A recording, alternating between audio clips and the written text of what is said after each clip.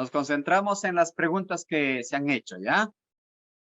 Muy bien. La primera pregunta de esta noche nos ha hecho nuestra hermana Maribel Guevara Sánchez.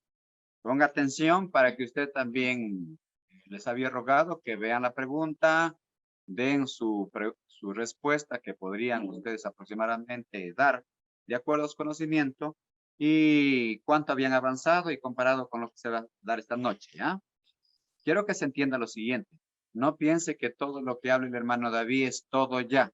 Ya no hay nada más que decir ni tampoco lo agarre como una doctrina absoluta. Es simplemente una muestra para que usted siga investigando. Por cuestiones de tiempo, por cuestiones de revelación, entre muchas cosas. La palabra de Dios es viva y eficaz y sigue revelándonos todos los días más profundidades, siempre y en cuando ven sus hijos mayor amor por el conocimiento de su palabra. La pregunta dice lo siguiente. Buenas noches, mi amado hermano David. Buenas noches a todos mis amados hermanos. Que si van ese saludo, mis hermanos. Les saludo en el precioso nombre de nuestro Señor Jesucristo. En Lucas 7:50, por favor, todos allí, abriendo sus Biblias. No estén ahí como momias esperando todo. Abran sus Biblias y vean que realmente diga así en Lucas 7:50. ¿Qué dice en Lucas 7:50? Pero él dijo a la mujer, tu fe te ha salvado, ve en paz. Muy bien. Debemos entender lo siguiente, mis amados hermanos. Mire, Jesús, por ser el mismo Dios expresado en carne, sabe el pasado, el presente y el futuro de todos nosotros.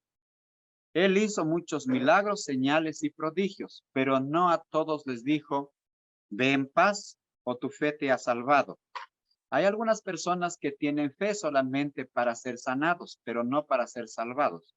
Jesús ve en esta mujer que la fe que tiene no solamente le sirvió para sanarse del mal, sino para recibir su salvación. ¿Ya? Hay fe para recibir la sanación o la sanidad por alguna enfermedad o posesión demoníaca que tenemos, y también hay fe para ser salvos. Lo estamos entendiendo, ¿verdad? Y usted va, por ejemplo, a Efesios capítulo 2, verso 8. A ver, fuerte léanlo. Efesios 2, capítulo 8. ¿Qué digo? Efesios capítulo 2, verso 8. ¿Qué dice? Primero que lo encuentra, por favor. Porque por gracia sois salvos. Por medio de la fe. Y esto no de vosotros. Y esto no de vosotros, pues es don de Dios. ¿Cuál es don de Dios? La fe es un don de Dios. La gracia es un don de Dios. La salvación es un don de Dios. El Espíritu Santo que nos dé es un don de Dios. Todo lo que Dios nos da es un don. La casaca, los zapatos, la familia que te dan, todo es un don de Dios. Entonces, ¿qué es un don? Regalo, carisma, ese es un don. Eso es un don de Dios. Entonces, no todos reciben ese don, los que quieren recibirlo, obviamente. Pero ¿cómo usted activa para que le llegue ese don, ese regalo de parte de Dios? Cuando usted se mueve en fe. Hace rato estaba hablando con Lili, le digo, mira, así tú no veas ninguna visión, no escuches ninguna profecía acerca de ti, no tengas ningún sueño, ni nada. Nosotros estamos llamados a guiarnos por fe, no por vista, ni por oídos tampoco. Entonces, tú lee la palabra, sé fiel a eso, no importa si 1, 2 o 3 años no escuchas ni un susurro de parte de Dios. Eso se llama fe. La mujer había escuchado que Jesús puede sanar, pero la fe que tuvo la mujer no solamente le sirvió para recibir su sanación, sino también su salvación. ¿Cómo así, hermano? A ver, explíqueme. Cuando esta mujer es sanada, pues resulta que sigue siendo seguidora de Cristo. Y quién sabe, una de estas es la que estaba en el aposento allá para recibir el Espíritu Santo en el día de Pentecostés. Es por eso que Jesús, viendo el futuro y el final de la vida de esta mujer, dijo, tu fe te ha salvado. Y nos confirma esto Efesios capítulo 2, verso 8. Pero hay algo interesante para leerlo en el 9, Efesios 2:9. ¿Qué dice? No por obras, para que nadie se gloríe. No por obras para que nadie se gloríe. ¿Cómo se entiende esto? Que tú no te debes dejar llevar por las obras de Dios que veas, ni tampoco Dios te exige obras sin fe. Las obras que tú hagas es por fe. Tú crees y haces. Crees y haces. Pero ¿cómo, hermano? A ver, explíqueme cuál es la diferencia. Les voy a explicar. Mire, hay gente que dice, tengo que hacer obras, hermanito. Voy a llevar una canasta de víveres a la familia pobre tal. O voy a ayudar con mi ropita a tal persona. Pero no tienen fe en Cristo. ¿Cómo así? No le siguen a Cristo, no limpian su corazón, no leen su palabra, les interesa un rábano los mandamientos de Cristo, solamente de eso se acuerdan. A ellos les dice, no por obras, para que nadie se gloríe. Las obras que hacen los hijos de Dios es porque son salvos. Primero buscan su salvación por fe y luego el vivir esa salvación se ha de demostrar en obras buenas. ¿Ya? Diferentes a la de tu vida pasada. ¿Se entendió, Doris Centurión? Porque a veces no se entiende. Usted dice, como hijo de Dios, entonces ya no hacemos obras. Hoy, ¿cómo no vas a hacer obras? Entonces no eres un hijo de Dios, pues. Primero tienes que ser hijo de Dios. Y ese cambio y esa transformación de tu vida te lleva a ser la voluntad de Dios. El Espíritu te guía y su palabra. Y obligatoriamente, pues si eres hijo de Dios, se ha de ver por tus obras. Y Santiago dice, la fe sin obras es muerta. ¿En qué contexto lo dijo? Hay muchos dicen, creo en Dios, creo en Dios, creo en Dios, pero son mismas serpientes. Entonces, no crees en Dios, no te engañes por decir creo en Dios, no te vas a salvar. Tú tienes que demostrar ese creer, esa fe en tu buen comportamiento, en tus buenas palabras y obras que haces. Pero no pienses que hay que hacer obras para ser salvos. Para ser salvos necesitas tener fe en Jesús. Crees en su palabra y ese creer te lleva a comportarte como Él quiere que seas. Amén. Que Dios los bendiga, mis amados hermanos. ¿Se entendió? Nada, Sarela, hoy no lo entiendes. Hay que darle un palo en la cabeza. Conseguir un fierro mejor. Sigamos. Si hoy no lo entienden, en la próxima sesión ya será pues. Pregunta número 2. Familia Torres Centurión. A ver, vamos a ver qué pregunta hace esta familia desde Chiclayo. Dice así: buenas noches, estimado hermano David, y a todos los hermanos de Shekinah. Gracia y paz para todos. Reciban este saludo de parte de nuestros hermanos. Según Marcos 9, 43 al 46, Jesús menciona las partes de tu cuerpo que pueden hacerte caer. ¿Qué significado espiritual tiene esto? Bueno, ustedes van allí entonces a Marcos 9. Vayan allí a Marcos 9. Dice así, Marcos 9, versos del 43 al 46. Dice lo siguiente. Nos vamos desde el 42, ¿verdad? Ocasión de caer, cualquiera que haga tropezar a uno de estos pequeños que creen en mí, mejor le fuera si le atase una piedra de molino al cuello y se le arrojase al mar. Si tu mano te fuere ocasión de caer, échalo de ti y así sucesivamente. Ustedes ya lo leen ahí. Voy a la pregunta exactamente. Bien, debes entender lo siguiente, que lo que la Biblia dice siempre lo está diciendo de una forma simbólica o metafórica. Claramente te está diciendo lo siguiente, que tu mano o el órgano que te haga caer sería mejor cortarlo que ir todo el cuerpo al infierno. Mejor que te vayas ciego o manco a la vida eterna. ¿Qué entiendes por esto, mi amado hermano? Mire, la vida eterna exige tanta limpieza, es tan rigurosa que no todos entrarán allá. No entrarán allá aquellos que dan rienda suelta a todo lo que ven, ni entrarán allá aquellos que dan rienda suelta a todo lo que hacen. Es decir, los hijos de Dios que han de heredar la vida eterna han de tener cuidado en lo que ven y en lo que hacen. Entonces, si en esta tierra estamos estamos inclinados a ver cosas desagradables o a hacer cosas desagradables, Jesús dice, córtalo, no lo sigas haciendo eso. No es que te cortes literalmente tus órganos o lo saques tus ojos.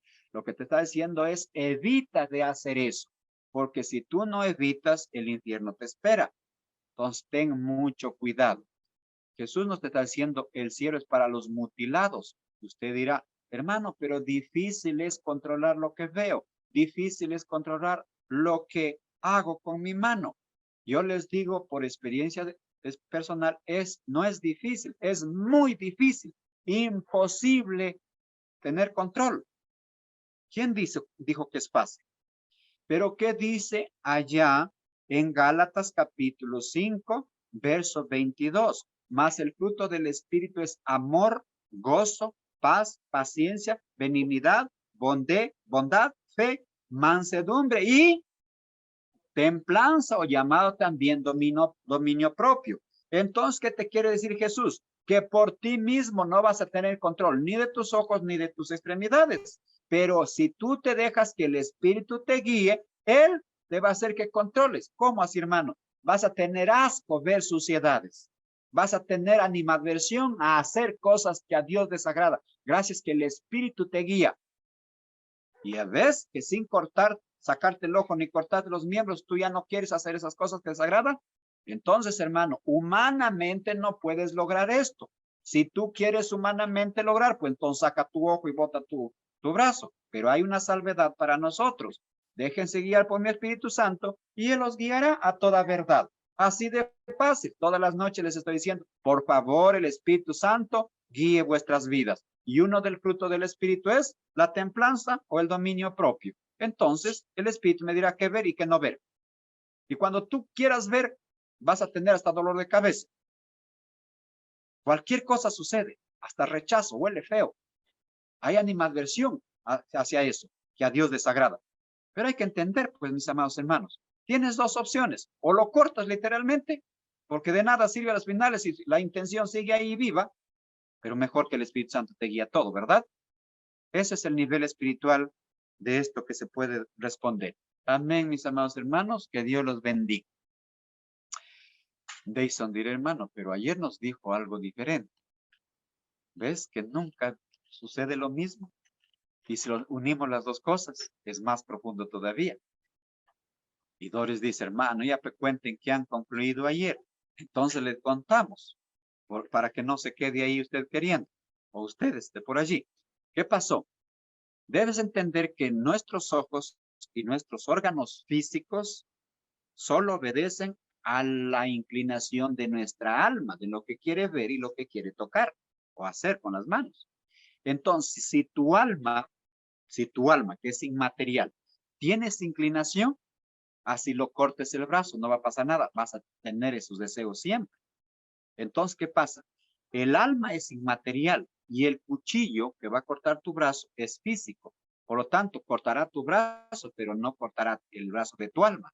Entonces, para que el brazo de tu alma que mueve a tu brazo, mueve a tu ojo, sea limitado, no se vaya a hacer esas cosas, tiene que haber algo inmaterial que controle al brazo de tu alma y a tu ojo.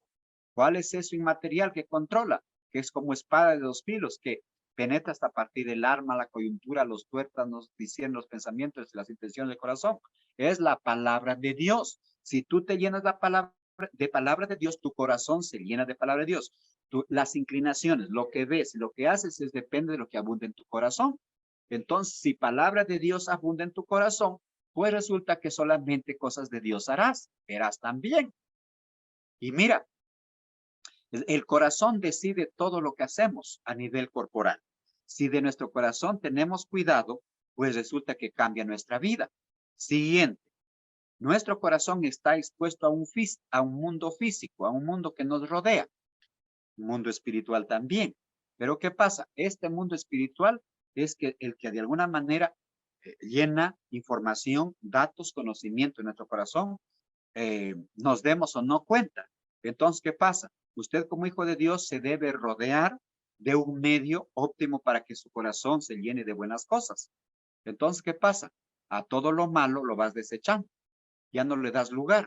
¿Qué pasó? Cambió totalmente tu corazón. Por ende, lo que ves y lo que haces también habrá cambiado. Pero todo ese cambio, ¿quién hace? La palabra de Dios y el Espíritu Santo. Regresamos a lo mismo que dije como introducción a la respuesta de este tema, ¿verdad? Amén, mis amados hermanos, que Dios los bendiga. Si no lo entendieron, en el gobierno milenial les explico nuevamente.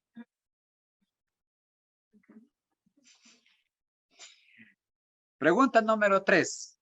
Johnny Bazán Cabanilla. Siempre espero que Johnny Bazán esté a la altura de Shekinah, pues. A ver, ¿qué dijo esta noche? Siervo David y todos los siervos del Señor Jesucristo, en el nombre del Señor Jesucristo. Bueno, nos saluda a todos. Génesis 17, 1 al 27. A ver, ¿qué dice nuestro hermano? En el versículo 1 narra que Jehová se aparece ante Abraham y le dice, yo soy el Dios Todopoderoso, anda delante de mí y sé perfecto. La pregunta de nuestro hermano es, ¿por qué le dijo así? ¿Cuál era la vida que llevaba Abraham? Muy bien. Es interesante, ¿ya? Vamos empezando algo de la vida de Abraham. Abraham vive en Ur de los Caldeos, en la Mesopotamia de aquel tiempo. Mundano, pagano y totalmente. ¿Ya? Pero de ahí el Señor ve que es el que reúne las condiciones para hacer una misión de acuerdo a su propósito. Muy bien. Abraham, si tú te das cuenta, sale todavía, arrastra cosas que no está de acuerdo o acorde con Dios. A pesar de ser elegido por Dios, hace cosas que Abraham, que Dios no está de acuerdo. ¿Qué hermano, por ejemplo? Se lo dijo, salga tú. Y máximo que podía sacar él es a su mujer y a sus esclavos y a sus posesiones si tuviera. ¿Qué trajo? Papá Taré, sobrino Lot. Ahí estamos en graves problemas. Se aparece a nosotros que a veces arrastramos allí nuestras viejas amistades. Siguiente. Viene escasez, lo normal debió ser acercarse a Dios y decirle, Señor, ¿por qué esta escasez? Tú me has traído acá, por favor no me dejes de hambre. ¿Qué pasó? Se fue a Egipto. Ya trajo una esclava y ya saben el enredo hasta estos días que está pasando.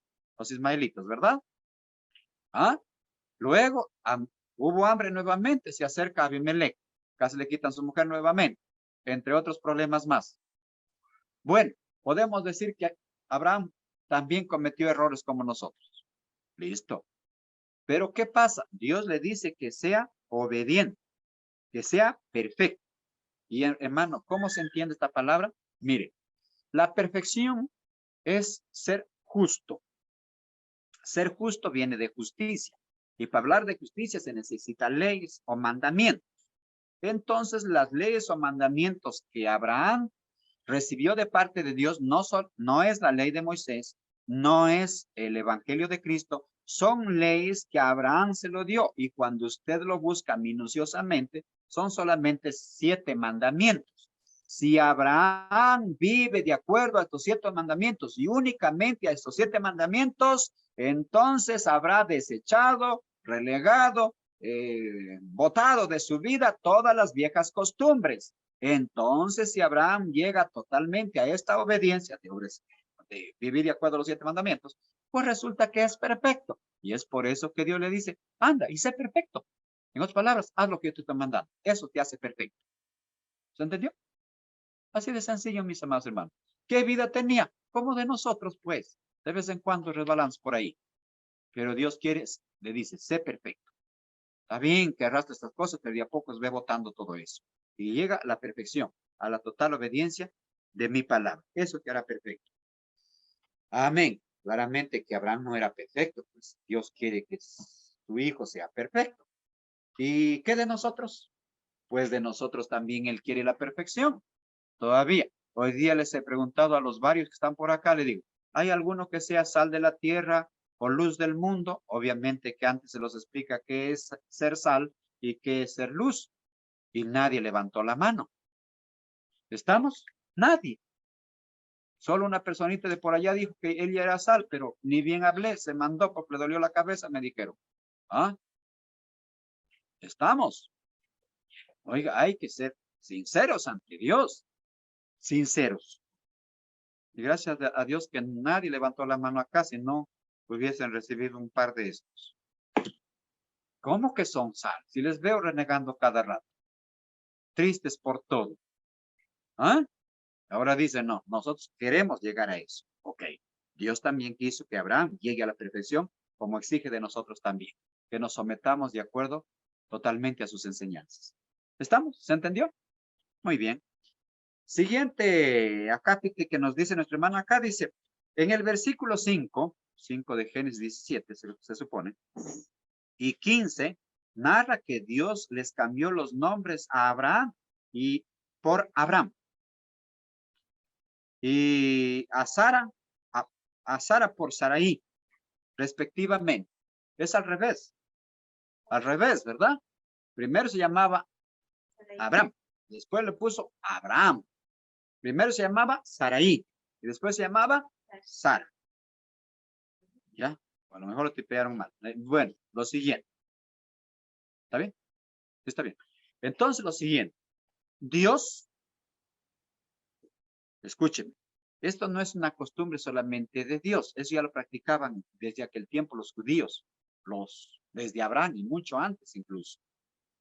Lo ponían los nombres de acuerdo a acontecimientos, de acuerdo al comportamiento, de acuerdo a hechos, de acuerdo a... Siempre los relacionaban con eso. ¿Se acuerda cómo lo cambió el nombre a Simón, caña movida por el viento? A Pedro, inamovible, fijo, seguro. ¿Ah? Listo. Entonces quiere que se comporten como el nombre que se les pone. A nosotros no nos interesa mucho el nombre porque papá, mamá se pusieron de acuerdo hoy de un vecino, del almanaque, de algún lugar, sin saber ni qué significa. Y eso nos pusieron. Pero los hebreos no son así. Ellos tienen que el nombre cerrar un significado. ¿Estamos? Por ejemplo, Yeshua, ¿qué quiere decir? ¿Ah? Yeshua, ¿qué quiere decir? Dios salva, Yeshua, o Jesús, como lo llamamos nosotros. Dios salva, o Dios el Salvador. ¿Ah? No es así por así un nombre. Yo les pregunto acá, a ver, Sarela, ¿qué quiere decir tu nombre? Ni pío, ¿verdad? Tú, Eltita, tu nombre. La que lucha con los zancudos para que no le piquen. Otras luchas no te he visto tener. Sigamos. Mira, escuchen entonces. Primero se llamaba Abraham, así a secas, Abraham. ¿Qué quiere decir Abraham? Padre exaltado, padre alabado. Padre alabado, Abraham. Algo de divino tenía el nombre, ¿verdad? Pero Dios dice, como padre exaltado, padre alabado, no te significa mucho a ti, eso más es para mí. Quizás papá Taré tuvo su hijito Abraham y dijo, padre exaltado, porque a lo mejor deseaba un hijo, ¿no? Padre exaltado, porque veía a Dios. Pero no con mi propósito, muchacho. Yo te voy a cambiar de nombre. Abraham. Con H por ahí.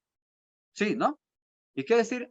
Padre de multitudes. Padre de pueblos. Ah, ese es mi propósito contigo. ¿Ah?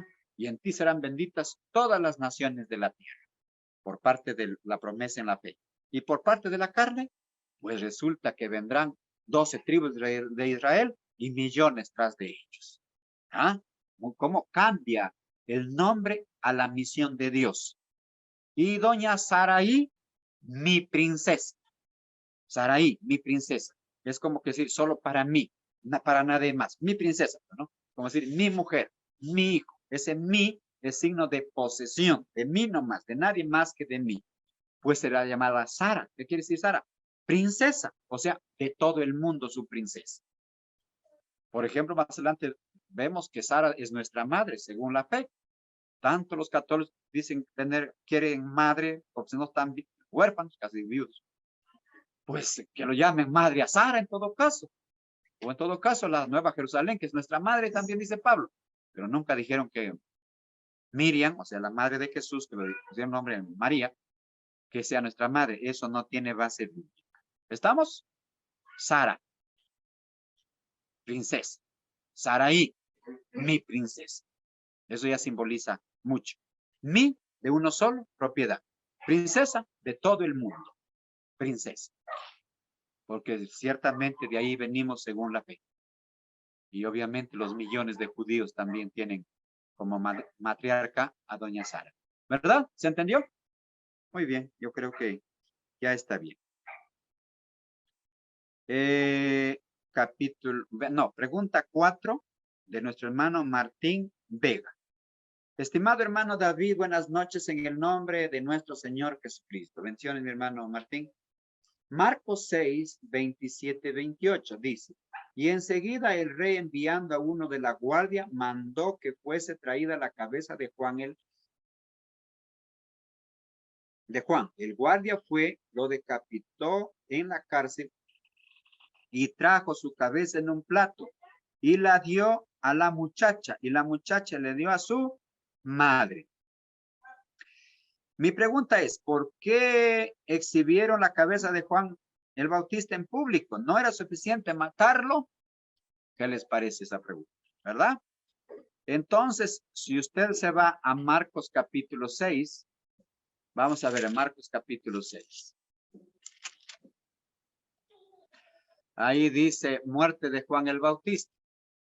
Cuando usted lo lee desde el 14 hasta el 29, y donde quiera que esté esos datos, ¿qué va a pasar, Doris Centurión? Usted va a ver el siguiente acontecimiento alrededor de este hecho de cortarle la cabeza a Juan. ¿Qué va a pasar? Resulta que don Herodes lo había quitado su mujer a su hermano Felipe. Muy bien. Esa mujer se llamaba Herodías. Herodías tenía una hija, señorita, adolescente, quién sabe. Don Herodes lo llevó a su palacio a doña Herodías y a la hija. Un día, celebrando algo seguramente, pues don Herodes pide que las bailarinas hagan algún espectáculo ahí frente a ellos. ¿Y qué pasó? Doña Herodías hace que su hija salga al baile y a presentarse también ante su padrastro, don Herodes.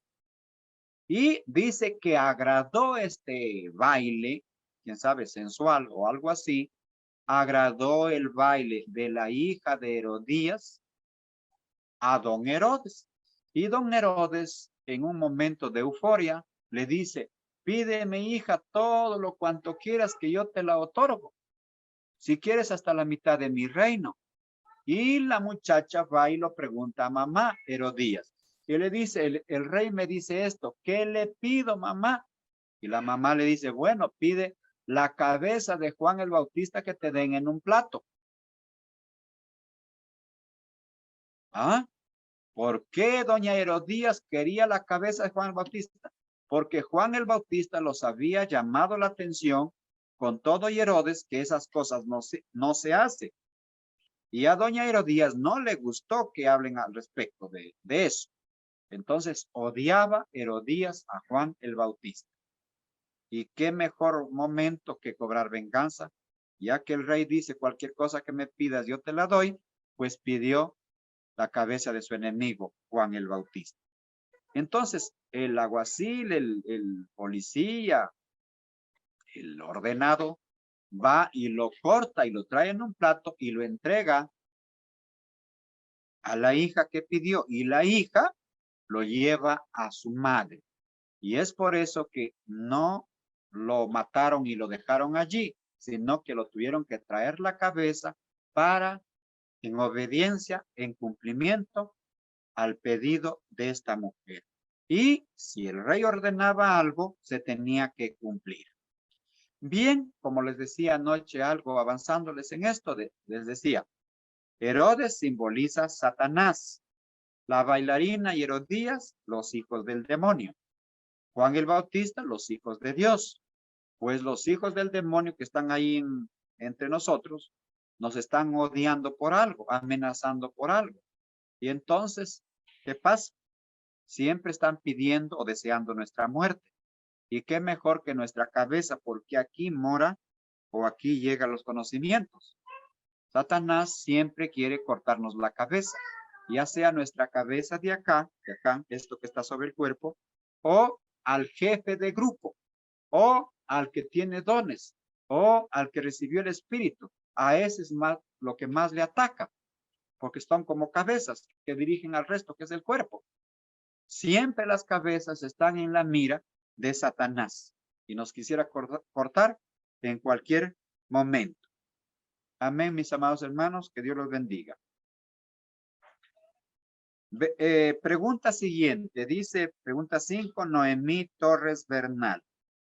A ver qué dice nuestra hermana. Noita, gracias por el abrigo.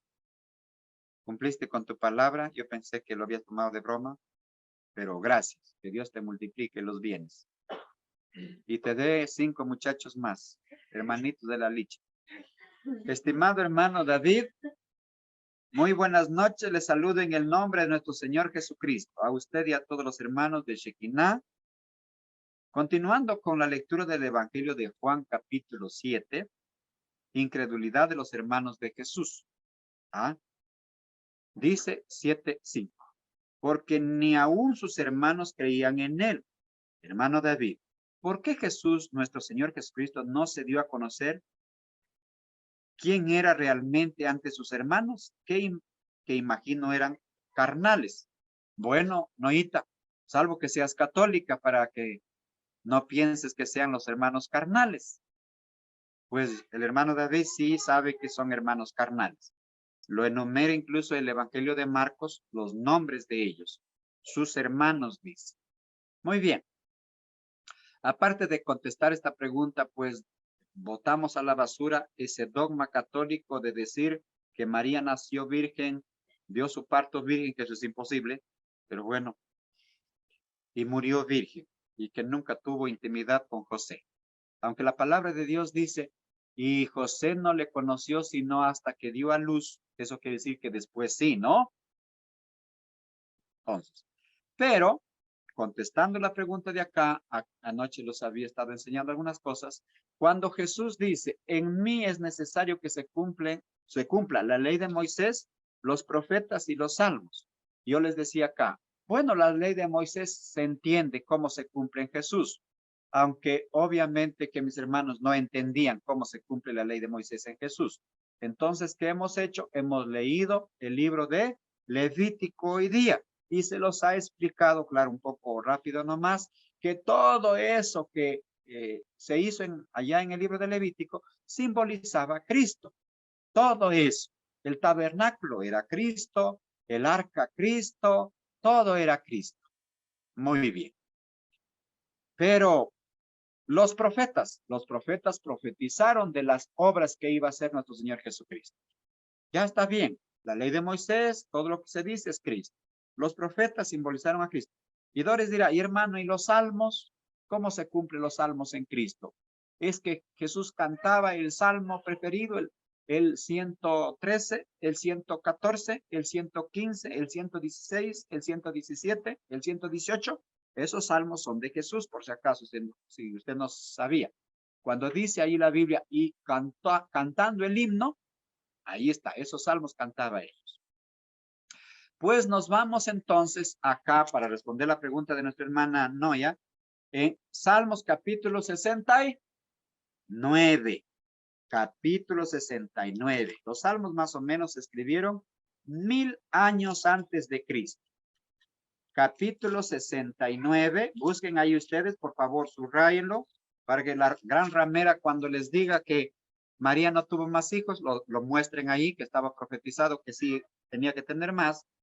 Va al versículo 7, 8 y 9. ¿Ya?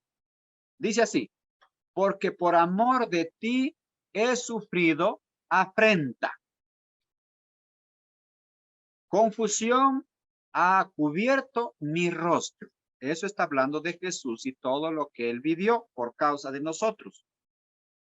Pero nos vamos al 8, Noita, para responder tu pregunta. Y dice, extraño he sido para mis hermanos. ¿Quién fueron sus hermanos? Los los descendientes de las 12 tribus de Israel. Esos son sus hermanos. Luego dice más abajito. ¿Qué más dice? Y desconocido para los hijos de mi madre. Oiga, una cosa es ser hermanos de Cristo y otra cosa es ser hijos de la madre de Cristo. Salieron del mismo vientre. ¿Ah? ¿Y ahí qué van a decir los de la gran ramera? Desconocido para los hijos de mi madre. Entonces, cuando usted lee los evangelios, ¿qué dice? Que ni los hermanos creían en él. Se cumplió esto. ¿Qué dice el Salmo? Que la mamá de Jesús iba a tener más hijos. Sí, aquí está. Así que no me vengan con ese cuento que hermanos eran el abuelo, el tío, por allá un familiar lejano. Sí, ahí lo llama hermanos. Pero más abajito dice, hijos de mi madre. Queda claro, ¿verdad? ¿Tuvo no más hijos la señora Miriam? Claro, ahí está. El Salmo decía que sí iba a tener más hijos. Entonces, ¿por qué no se dio a conocer? Porque el Salmo decía que ni los hermanos se reconocerían. Por más que los explique, ¿los hermanos acaso no veían la sabiduría de Jesús, la ciencia y la inteligencia de Jesús? ¿Acaso no veían los milagros, señales y prodigios? No. Claro que lo veían todo. Pero no creían, pensaban que eres una persona extraña, pero menos se van a imaginar que su hermano sea el mismo Dios. Pasó por desconocido, aunque luego, después de su muerte, de su resurrección, pues creyeron en él. He ahí, Noita, para que se cumpla los salmos en él, como él mismo dijo. En mí fue necesario que se cumpla la ley de Moisés, los profetas y los salmos. Y usted puede leer muchos salmos más, por ejemplo, el Salmo 22, totalmente mesiánico. Las mismas palabras pronunció hasta en la cruz del Calvario. Se cumplió los salmos en él entonces. Líneas adelante, dice nuestra hermana Noya, nuestro Señor Jesucristo estaba en la fiesta de los tabernáculos. Bien, hay que entender lo siguiente antes de hablar de fiestas. Al menos dos fiestas importantes, bíblicas estoy hablando, al menos digo porque hay más, ¿ya? Bíblicas. Hay que Dios le dio para que celebrasen esas fiestas al pueblo de Israel. No son fiestas de Israel, son fiestas de Dios. Eran fiestas porque al Señor Jesucristo, bueno, a nuestro Dios le gusta demasiado ser fiestero. Le gusta, y el vino también. Estar embriagado con su espíritu quiere decir vino. Muy bien. Así que ustedes también alístense. Cuando llegue el Espíritu Santo, le va a pasar como nuestra hermana que está por ahí. ¿Ya? Casi día entero en trabajo espiritual. Día entero. ¿Ah? Hijos de Dios, el trabajo es demasiado por parte del Espíritu en nosotros, hasta someternos totalmente. Bueno, sigamos. Había al menos dos fiestas muy importantes para el pueblo de Israel dadas por Dios. No son fiestas de Israel, son de Dios para que celebre Israel. ¿Cuáles son esas dos fiestas, mi amado hermano? La Pascua, que está en el mes de Aviv o Nisan, al empezar el año. Dios mismo les dice, cuando llegan de allá de Egipto a la tierra prometida, este mes será el principio de sus años. ¿Ya? Pero también hay una tradición del pueblo de Israel, que sus años, tradicionalmente hablando, empieza en el mes de, sí, algo así es, no sé pronunciarlo muy bien. ¿Pero en qué es? ¿Qué meses? Entre septiembre y octubre. Por ejemplo, este año empieza el 24 de septiembre. ¿Ya? Muy bien, 24 de septiembre. En la Pascua, haciendo un recuento histórico, Dios se presenta a Abraham en dos fechas generalmente. En la época que iba a llamarse Pascua, lo llama de la tierra prometida. Y otras veces que se presentó, lo hacía en la Pascua o en los tabernáculos. En la Pascua, en los tabernáculos. A Josué, te digo a Josué, a Jacob también, o coincidía con la Pascua o coincidía con los tabernáculos. Y todas las veces que se ha presentado en esta tierra siempre coincide o con la Pascua o con los tabernáculos, por si acaso. En otros meses no. Entonces, si usted me pide alguna proyección, Jesús va a venir o vino en su primera vez en Pascua o tabernáculos, o nació en el mes de Aviv o Nisan o en el mes de entre septiembre y octubre. En otro mes no ha nacido él. Siguiente, se presenta en el templo o en la Pascua o en los tabernáculos. ¿En qué fiesta fue? En la Pascua. Siguiente, fue bautizado en la Pascua o en los tabernáculos. En la Pascua, ¿verdad? Porque luego lo llevaron al desierto y después viene. ¿Se acuerdan? Ahí, justo de eso, cerca de esa fiesta. Entonces, siempre usted va a ver señales de parte de Dios en la Pascua en los tabernáculos. Y en la transfiguración, también, o es la Pascua en los tabernáculos, es depende de usted que lo organice. En otro mes no se presenta él. Su segunda venida, o es en la Pascua o es en los tabernáculos. En otro mes no es. Jesús dijo, no sabéis el día ni la hora. El día y la hora, no nos ha dicho el mes, no sabrán. Les va a venir o en principio de mes, el mes de Nisan o abril, o entre septiembre y octubre. Ya, esa cosa no lo habían sabido ustedes. Así que posibilidad que venga para Navidad, este es un día satánico, pues no va a venir nunca ahí. Ni el 1 de enero tampoco. O vienen las Pascuas. Entonces, los judíos, cuando llega la Pascua, ellos se alborotan. No, podría presentarse Cristo, podría presentarse el Mesías, ahora. Llega la Pascua y pasa. Dice, alistémonos para los tabernáculos. Por ejemplo, en esta Pascua le esperaba. ¿Ya? ¿Y en qué fecha el hermano David se fue a Israel? Para Pascua se fue. ¿En qué fecha iba a ser el siguiente viaje? Pero por su culpa no me voy a ir. Para los tabernáculos era para ir nuevamente. Pero está programándose para el otro año. O en la Pascua o en los tabernáculos. En otro mes no va a haber viaje. Justo coincide. Él mismo nos había revelado qué fecha tiene que viajar uno. ¿Estamos? Muy bien. Entonces, más o menos ya les he dado una pista. ¿Qué fiesta? A ver, los explico. Los judíos en estos días, están muy desesperados. Dicen que puede llegar el Mesías en este mes. Y están comenzando a contar desde el 24 de septiembre. Oiga, les digo sinceramente, y máximo tiene que llegar hasta los primeros días de noviembre. Al inicio del año en fiesta de los tabernáculos. Ellos están esperando. Si no llega hasta el 1 de noviembre, nuevamente esperan a Pascua el próximo año. Si no llega en Pascua, nuevamente empiezan a esperar en los tabernáculos. ¿Sabían eso o no? Nosotros ni idea, ¿verdad? Siguiente. Así que yo les digo directamente, mi Señor Jesucristo va a venir. El día y la hora nadie sabe, pero sí más o menos la fecha. O viene en Pascua, entre marzo y abril, o viene en los tabernáculos, septiembre y octubre. Pero el mundo se está alistando para un gran acontecimiento en este mes que viene, a partir del 24 de septiembre. ¿Qué dijo el representante alemán hace poco, hace 4 días que estuvieron en la reunión ahí de Europea? Alístense que el 24 de septiembre va a haber un acontecimiento que ninguno en la tierra se olvidará de ese hecho.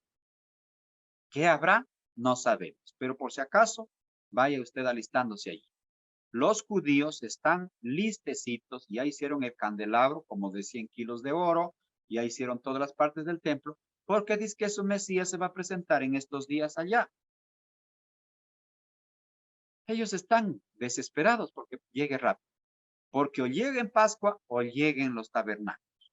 Pero no se dieron cuenta que su Mesías ya vino en Pascua y que muchas obras hizo en los tabernáculos. Como por ejemplo en esto. ¿Qué simboliza el presentarse a la mitad de la semana? Lo más probable que es o este año o el próximo año, el representante del Mesías, o el próximo año también puede ser, se presente a la mitad de la fiesta de los tabernáculos. Se presenta el representante de Jesús para el pueblo de Israel. Manténgase vigilantes. ¿Cuánto dura la fiesta de los tabernáculos? 7 días.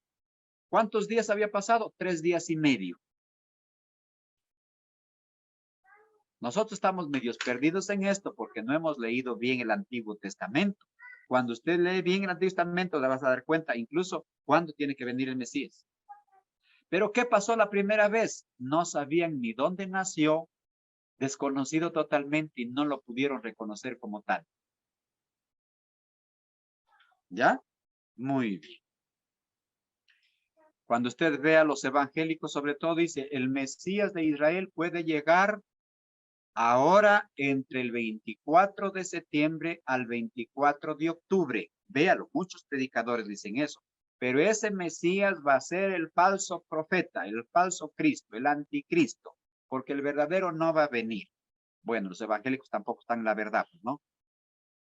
Así no van a hacer las cosas. Antes que venga el día grande y terrible, que es el gobierno del anticristo, vendrá el Elías para poner en orden todas las cosas. Muy bien. Más a la mitad de la fiesta subió Jesús al templo y enseñaba. ¿Tiene algún mensaje escondido por allí cuando dice a la mitad de la fiesta? Sí, totalmente.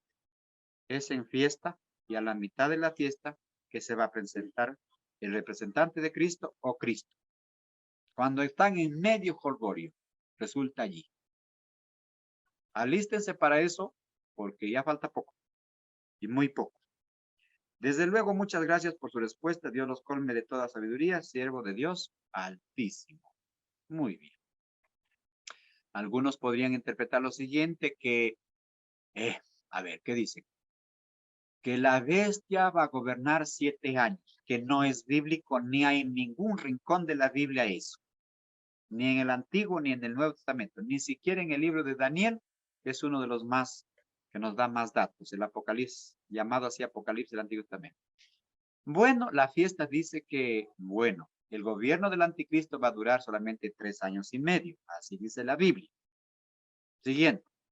Entonces algunos dicen, como va a durar 7 años el gobierno de la bestia, porque las 70 semanas de Daniel todavía no se ha cumplido y dice que se va a cumplir, que está en un gravísimo error, o que todo se ha cumplido, pues entonces seremos arrebatados a la mitad. Es la presentación de Cristo. Bueno, son interpretaciones forzadas. No tiene base bíblica eso. Muy bien. Sigamos, mis amados hermanos. No les hablo más, pues no les pierdo ya. Pregunta 6 de nuestro hermano Ángel. A ver, ¿qué dice nuestro hermano Ángel? Gracias, Ángel, por haberte acordado en hacer una pregunta. Ya no hay las preguntas aquí de mi hermano Efraín Astochado Sánchez, de Alexander Astochado Sánchez. Dicen que ha venido con dirección a la selva. Pero acaba de llegar mi hermano, no te preocupes. Aquí está, ya lo conocí a mi hermano. Listo. Sigamos. Tiene los ojos gatos. Dice que llegando a casa, al mirarme se ha decepcionado porque en video se ve otro tipo de gente. Me acaba de decir eso. Es una broma. Dice así. En el nombre de nuestro Señor Jesucristo, buenas noches, hermano David, a todos los hermanos de Shekinah. También estoy extrañando las dudas. Esta noche no va a haber dudas, por si acaso. Todo está claro. Del palo, dicen acá. Lucas, ya, 2, 29 al 32. Ahora, Señor, despide a tu siervo en paz conforme a tu palabra. ¿Ya? Porque han visto mis ojos tu salvación, la cual has preparado en presencia de todos los pueblos. Luz para revelación a los gentiles y gloria al pueblo de Israel. ¿Quién dijo? El chocho, ¿verdad? Simeón. Simeón. Muy bien. A ver, ¿qué dice la pregunta? Nuestra pregunta sería, ¿cómo sabía Simeón que nuestro Señor Jesucristo es luz y revelación para los gentiles? Bueno, no hay que hacer mucho esfuerzo mental para saber esto. Simeón era un hombre guiado por el Espíritu Santo. Reconoció a Jesús que Él es el Mesías cuando tenía en sus brazos a la edad de 8 años. 8 años, que digo 8 días, cuando lo va a circuncidar. Siguiente. Simeón también es un conocedor muy profundo del Antiguo Testamento. Y en el Antiguo Testamento, algo de la obra de Jesús estaba allí explícito de lo que iba a hacer.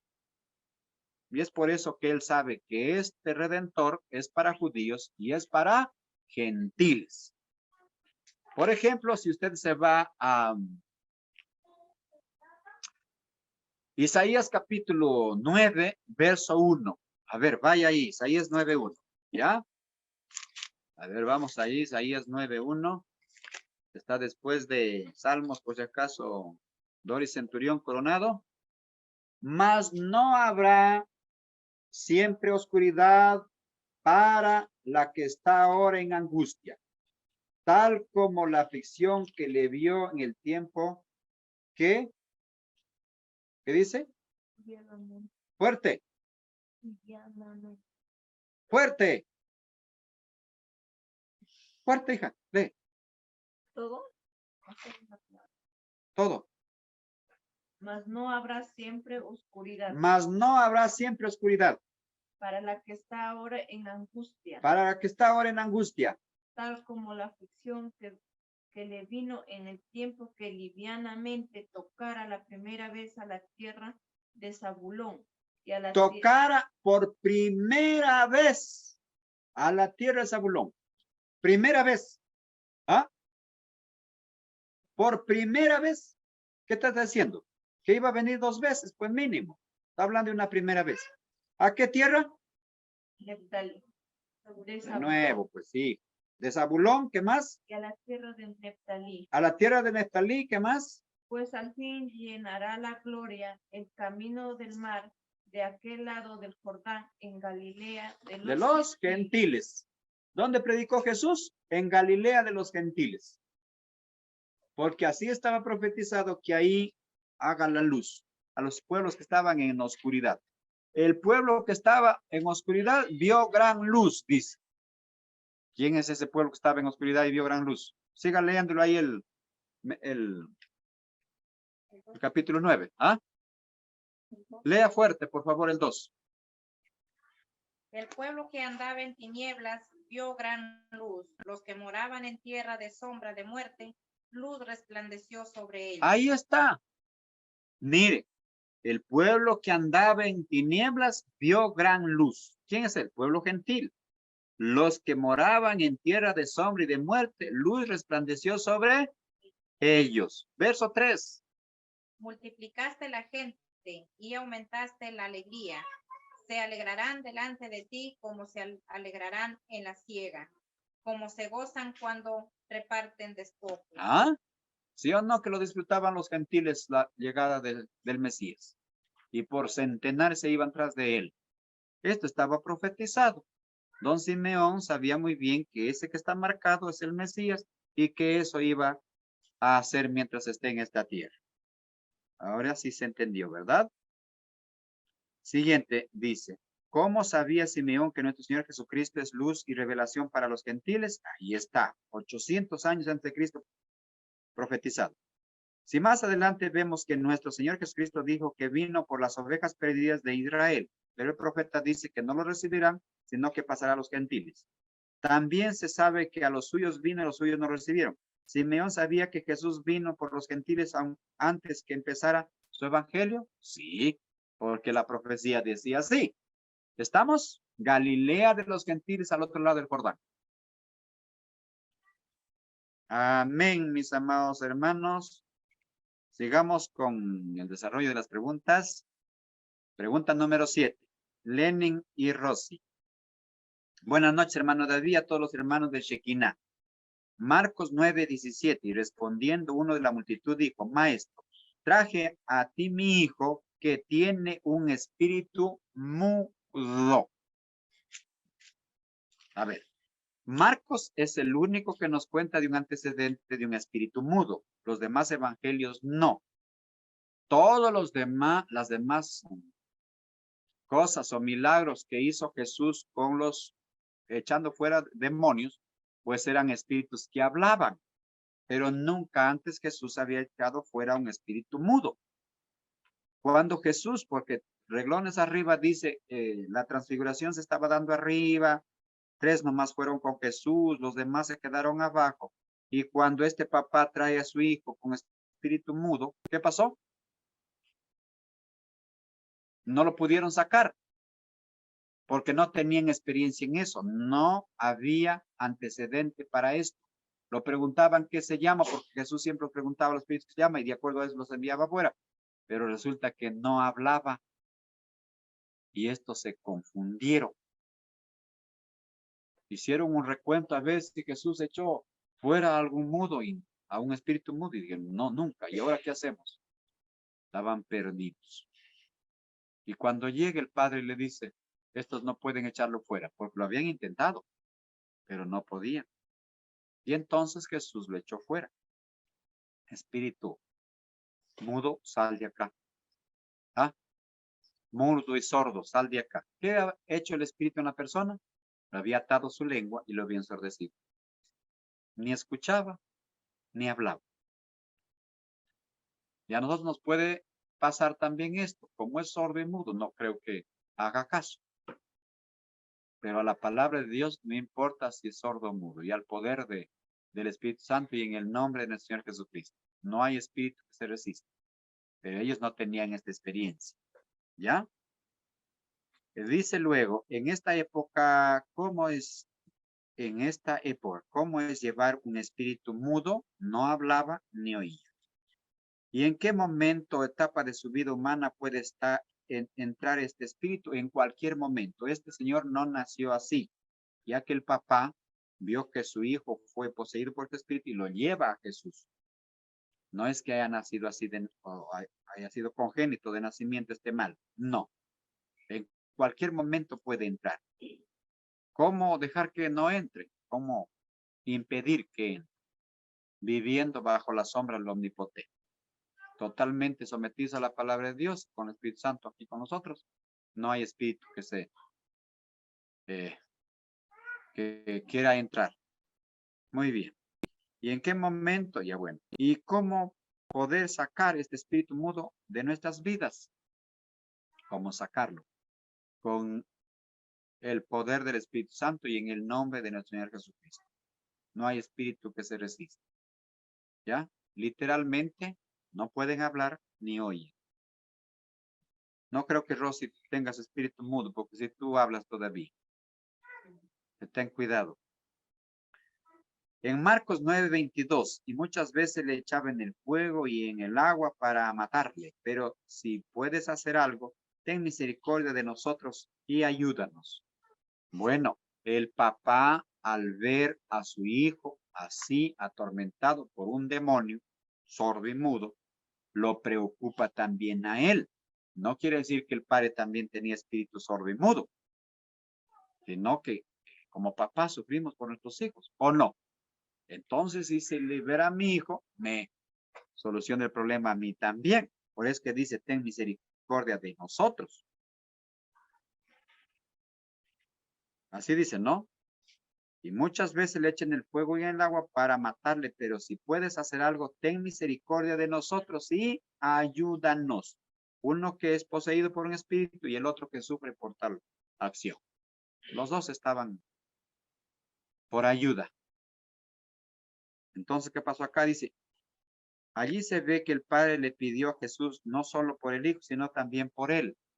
Claro, él también sufría al verlo a su hijo así. ¿El Padre también cargaba este espíritu mudo? No directamente. Por eso es que hablaba, pues no era mudo. ¿Jesús les libró a los dos? Sí. Con librarlo al hijo, lo solucionó el problema el papá. ¿Y cómo fue la liberación del padre? ¿O de qué manera fue liberado el padre? Bueno, el padre tenía aflicción al ver a su hijo sufrir. El hijo se sanó y el padre se liberó también. Amén, mis amados hermanos, que Dios los bendiga. Nos hubiésemos demorado más, pero no han enviado más preguntas. Así que damos por finificado el tema del desarrollo de las preguntas en esta noche. Amén. Dios los bendiga.